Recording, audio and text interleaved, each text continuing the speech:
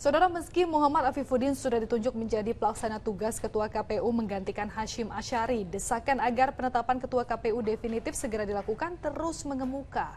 Iya, pasalnya Pilkada serentak 2024 sudah di depan mata. Ketua Komisi 2 DPR juga menjawab kritik soal proses seleksi komisioner KPU hingga bisa meloloskan Hashim. Berikut cuplikan liputan 6 Talks.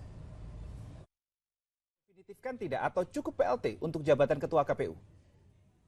Saya kira perlu ya, Mas Reno ya. Saya kira sangat perlu ya ketika kemudian Ketua KPU ini bisa definitif seperti itu, karena memang harus menjadi satu jabatan yang tetap. Karena gini, Mas, saya kira walaupun tadi mungkin sudah disampaikan juga oleh Bu Betty bahwa KPU RI gitu ya sebagai tingkatan paling atas dari level KPU seperti itu, karena ada KPU provinsi dan juga kabupaten kota gitu ya. Memang sifatnya dalam penyelenggaraan pilkada ini adalah regulator. Tetapi saya kira juga yang menjadi penting adalah bahwa ini kan pilkada serentak gitu ya. Artinya KPU RI juga harus melakukan koordinasi yang tepat gitu ya terhadap KPU provinsi, kabupaten kota dan lain sebagainya, terutama dalam urusan-urusan seperti misalnya data pemilih dan lain sebagainya. Kita kan sebetulnya melakukan proses seleksi itu juga sudah sangat ketat dan selektif ya.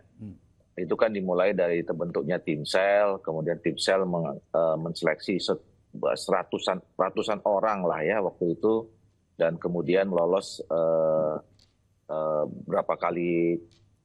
berapa jumlah besar kali 7 gitu, sampai kemudian ke 28 dan kemudian kita putuskan ada 14 gitu.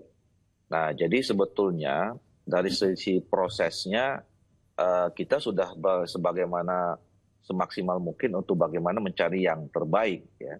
Nah, tinggal sekarang ini kan kasus Hashim Asyari ini soalnya kan persoalan personal ya, soal etik gitu. Nah, mungkin kalaupun mau dievaluasi ya ke depan, mungkin harus ada juga faktor atau variabel yang memberikan parameter terhadap calon-calon KPU yang nanti akan dipilih itu dari sisi penilaian integritas ya, kemudian aspek moral ya, dan seterusnya gitu.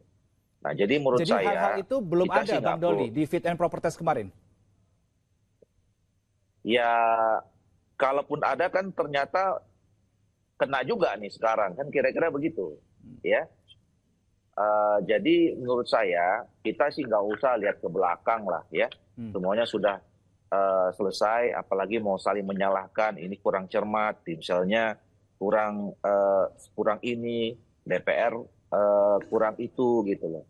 Nah, kalau kita menilai, kalau dari segi penyelenggaraan pemilunya kan kemarin juga cukup berhasil. Dan kalau kita menghadapi pilkada sekarang, semuanya ongoing, jalan gitu. Tetapi kan kita nggak bisa juga tidak bisa juga kemudian mengontrol sikap pribadi orang per orang kan akhirnya ya, yang menyangkut soal perilaku, kemudian tindakan